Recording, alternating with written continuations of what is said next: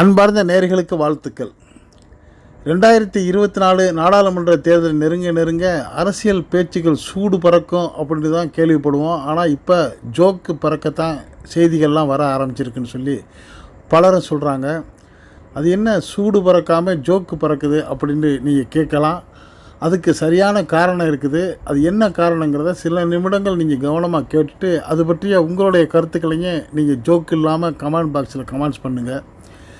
இன்றைக்கி பேட்டி கொடுத்துருக்கிற தேமுதிகவுடைய பொதுச் செயலாளர் பிரேமலதா விஜயகாந்த் அவர்கள் நிருபர்கள்ட்ட சொல்கிறாங்க, எங்களுக்கு 14 எம்பி சீட்டும் ஒரு ராஜ்யசபா சீட்டும் யார் தர்றாங்களோ அவங்களோட தான் கூட்டணி அப்படின்னு சொல்லி ஒரு தெளிவான ஒரு அறிக்கையை சொல்கிறாங்க. இதை அவங்க கொஞ்சம் கூட சிரிக்காமல் அழகாக சொல்கிறத பார்த்த தேமுதிக அந்த தொண்டர்கள்லாம் பரவாயில்லையே, அந்நியார் ரொம்ப தேர்ச்சி அடைஞ்சிட்டாங்க, இவ்வளோ பெரிய நம்பிக்கை நம்ம தலைவர் விஜயகாந்த் அவர்களுக்கு கூட இருந்ததில்லை, அவர் இருந்தால் கூட 2 சீட்டு 3 சீட்டு 4 சீட்டு தான் கேட்பார், அந்நியார் 14 சீட்டு கேட்குறாங்களே பரவாயில்லையே அப்படின்னு சொல்லி ஒரு சிலருக்கு அதிர்ச்சியும் ஒரு சிலருக்கு சிரிப்பும் வந்துச்சு.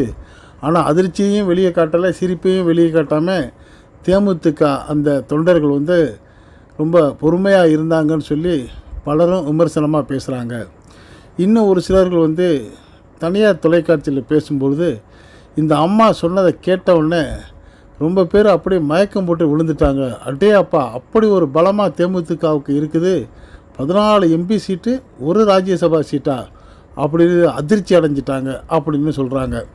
ஆனால் உண்மை நிலவரம் என்னென்னா, இவங்க 14 சீட்டு எங்கே கேட்குறாங்கன்னா பாரதிய ஜனதா கட்சியில் கேட்குறாங்க. காரணம், பாஜகவோட கூட்டணி சேர்றதுக்கு எந்த கட்சியும் தயாராக இல்லை.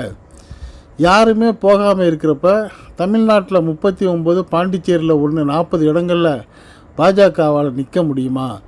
4 இடத்துல கூட நிற்க முடியாது. அதே சமயம் அதிமுக பாஜகவுடைய கூட்டணி வேணாம், நாங்கள் வெளியே வந்துட்டோம், கதவை சாத்திட்டோன்னு சொல்கிறாங்க. ஆனால் ஒரு தேசிய தலைமை அமித்ஷா சொல்கிறாரு, இல்லை எங்கள் கதவு இன்னும் திறந்து தான் இருக்குங்கிறாரு. தேசிய தலைமை திறந்துருக்குன்னு சொல்கிறாரு, ஒரு மாநில தலைவரை நாங்கள் சாத்திட்டோன்னு சொல்கிறாரு. இப்படி மோசமான நிலையில் இருக்கிற அந்த பாஜகவுடைய தமிழ்நாட்டு அரசியலில் யாருப்பா நிற்க போகிறாங்க? அந்நியார் 14 கேட்டாலும் கொடுத்துருவாங்க, 20 கேட்டாலும் கொடுத்துருவாங்க. அந்த நிலையில் தான் பாஜக கூட்டணி இருக்குது. இந்த சாணக்கியம் புரிஞ்சு தான் பிரேமலதா விஜயகாந்த் அவர்கள் 14 நாடாளுமன்ற சீட்டும் ஒரு ராஜ்யசபா சீட்டும் கொடுங்க அப்படின்னு சொல்லி அந்த தங்களுடைய கோரிக்கையை வைக்கிறாங்க. இது நடக்க போகிறது இல்லை.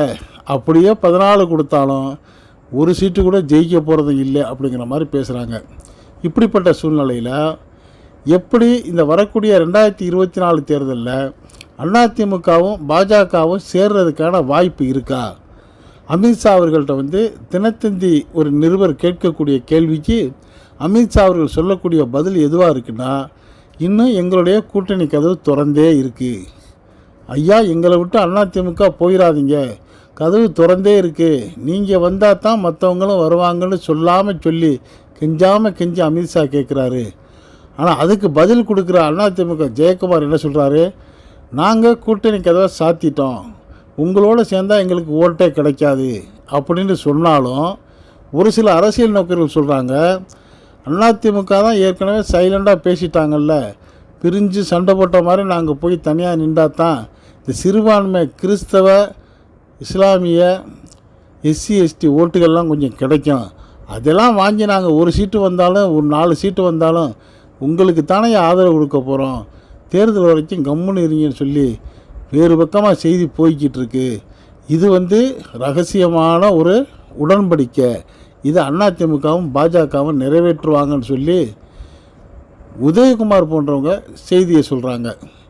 எது உண்மை என்ன இருக்குன்னு தெரியாமல் அரசியல் சூடு பறக்கும்னு பார்த்தா ஒரே ஜோக்காக இருக்குதுன்னு சொல்லி பலரும் சொல்கிறாங்க. இது பற்றிய உங்களுடைய கருத்துக்களையும் நீங்கள் இந்த கமெண்ட்ஸ் பாக்ஸில் கமெண்ட்ஸ் பண்ணுங்கள். இந்த செய்தி பிடிச்சிருந்தா இதுக்கு ஒரு லைக் கொடுங்க. இதே போன்ற அரசியல் செய்திகள் உள்ளபடி உடனுக்குடன் உங்களுக்கு சேர இதுவரை நம்ம சேனலை சப்ஸ்கிரைப் பண்ணாதவங்க சப்ஸ்கிரைப் பண்ணுங்கள். மறக்காமல் பக்கத்தில் இருக்க பெல் ஐக்கானை கிளிக் பண்ணுங்கள். அப்போ தான் நம்ம போடக்கூடிய ஒவ்வொரு செய்தியும் உங்களுக்கு உடனுக்குடன் நோட்டிஃபிகேஷன் காட்டும். நீங்கள் விரும்பிய செய்தியை பார்க்கலாம். என்றும் இணைந்திருப்போம். நன்றி, வாழ்த்துக்கள்.